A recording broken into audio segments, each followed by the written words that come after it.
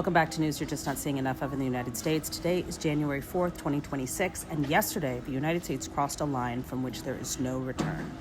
Here's what happened, what it means for you, and exactly what we need to do next. Yesterday, the United States bombed Venezuela and captured the Venezuelan President Maduro as well as his wife. They kidnapped him, essentially, a foreign leader from his sovereign country, and disappeared him to the United States. The White House then released a trophy photo of him blindfolded on a U.S. warship and posted, "Fuck around and find out.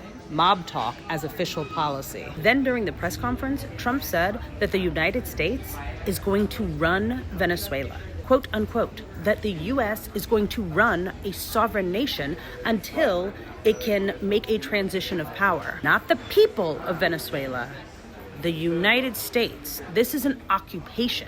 It's a resource grab, and it guarantees a long and bloody insurgency because the people are not going to just roll over and become a colony of the United States. And then this regime leader of the United States said that Mexico and Colombia could be next. What? We're just at war with our allies and our neighbors? All of them? And let's be clear, our neighbors, Mexico and Colombia, they are not out here cheering for this. They're fucking furious. Mexico's Claudia Sheinbaum just quoted the UN Charter at us. Colombia's president gave a speech back in November that would make your hair stand on end, right? He said that the people doing this, killing fishermen in boats, are doing it as a group of pedophiles who are trying to keep the Epstein list from coming out. The United States is isolated, and we're at war at home. And you guys, this is not a separate story. This is a two-front war that is happening. While they launched a real war abroad with missiles and bombs and stealing sovereign leaders, they're activating the wartime playbook in the United States. That $100 million wartime recruitment push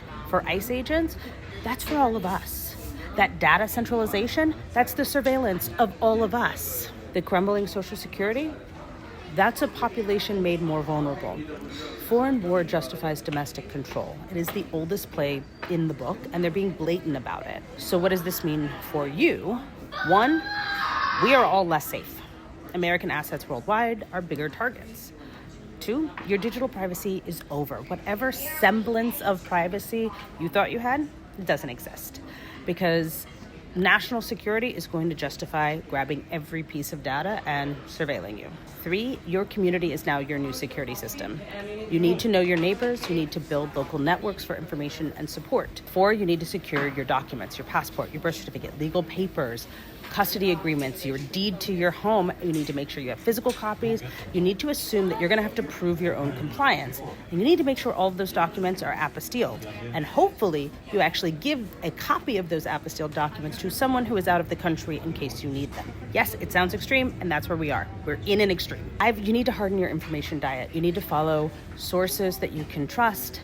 You need to make sure that you can try to verify what you're reading before you share it. We are about to enter into a full-fledged disinformation campaign, as stated by Netanyahu, to try to influence people, okay? It's happening already, and TikTok was just sold.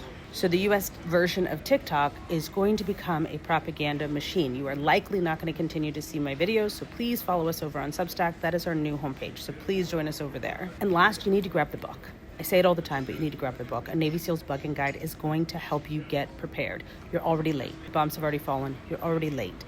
So get the book, get prepared, fortify your home, fortify your community. The bottom line is this fuck around and find out doctrine is a failure. It has united Latin America and many parts of the rest of the world against us. It handed a win to the United States adversaries and committed the United States to this fucking forever war, which none of us wanted. This U.S. regime thinks that there's strength in abducting a foreign leader, but the real strength was a stable republic that didn't need to. We need to prepare accordingly and monitor the pattern. As always, stay safe.